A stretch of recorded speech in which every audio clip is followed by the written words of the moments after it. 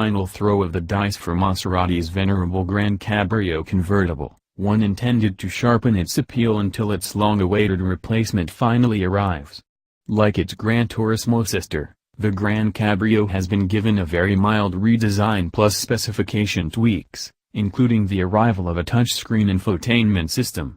The range has also been simplified to just two variants, the entry-level Sport, priced at £107,200 on the road, and the supposedly more dynamically focused MC, whose £115,245 price tag makes it the most expensive model in Maserati's current lineup.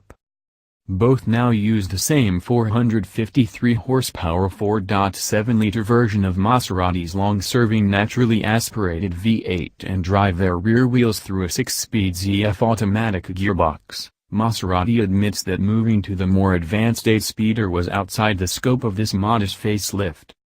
Good news for frugal Maserati enthusiasts. Driving both variants of GranCabrio back-to-back proves that the cheaper Sport is the more compelling option.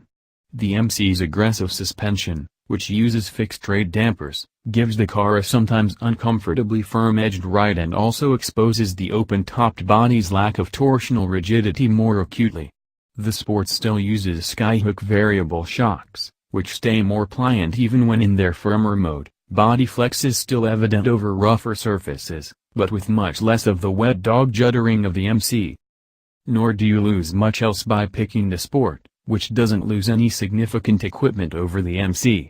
The more expensive car gets a carbon fiber bonnet which shaves 7 kilograms from the Sport's official curb weight, and which accounts for Maserati's claimed 0.1 second faster 0 to 62 miles per hour time and 2 miles per hour higher top speed.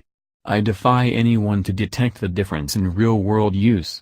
And although the Sport doesn't get the MC's sports exhaust, it still sounds more than good enough, especially with the roof down and driven in proximity to an acoustically reflective surface.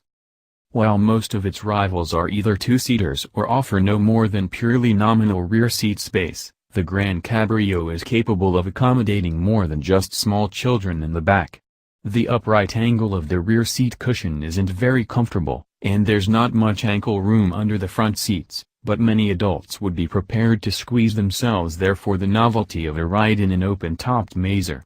There is a downside, though. The need to accommodate the folded roof behind the rear seats means the boot is tiny.